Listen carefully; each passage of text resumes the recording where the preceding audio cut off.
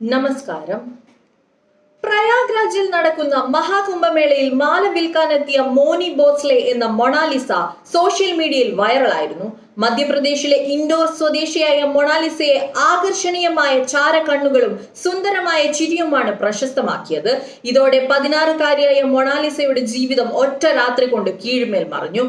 ബോളിവുഡ് സിനിമയിൽ അഭിനയിക്കാനുള്ള ഓഫർ തൊട്ട് പല ബ്രാൻഡുകളുടെയും മോഡൽ വരെയാകാനുള്ള വാഗ്ദാനം മൊണാലിസയ്ക്ക് ലഭിച്ചിരുന്നു. ഇതിനിടെ കേരളത്തിൽ ചെമ്മണ്ണൂർ ജ്വല്ലേഴ്സിന്റെ പരിപാടിക്കായി ബോബി ചെമ്മണ്ണൂർ മൊണാലിസയെ കൊണ്ടുവന്നിരുന്നു. 15 ലക്ഷം രൂപയ്ക്കാണ് മൊണാലിസയെ ബോബി ചെമ്മണ്ണൂർ എത്തിച്ചത് എന്നായിരുന്നു റിപ്പോർട്ടുകൾ പുറത്തു വന്നത്. ഒറ്റ രാത്രി കൊണ്ട് ജീവിതം അടിമുടി മാറിയ മൊണാലിസയ്ക്ക് ആഡംബര കാറും കൂറ്റൻ ബംഗ്ലാവും സമ്മാനമായി ലഭിച്ചതായുള്ള റിപ്പോർട്ടുകളും പുറത്തു വന്നിരുന്നു. എന്നാൽ ഈ വാർത്ത തള്ളിക്കൊണ്ട് രംഗത്തെത്തിയിരിക്കുകയാണ് മൊണാലിസയുടെ സഹോദരി ഇഷിക. മൊണാലിസയ്ക്ക് ഇത്തരം സമ്മാനങ്ങൾ ഒന്നും ലഭിച്ചിട്ടില്ല എന്നും ഈ അവകാശവാദങ്ങളെല്ലാം അടിസ്ഥാനരഹിതമാണ് എന്നും ഇഷിക വ്യക്തമാക്കി.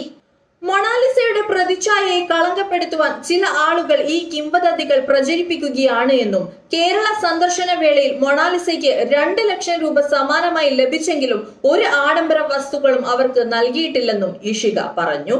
വരാനിരിക്കുന്ന ദ ഡയറി ഓഫ് മണിപ്പൂർ എന്ന സിനിമയിലെ തന്റെ വേഷത്തിലും അഭിനയത്തിലുമാണ് മൊണാലിസ ശ്രദ്ധ കേന്ദ്രീകരിക്കുന്നത് എന്നും അവർ വ്യക്തമാക്കി.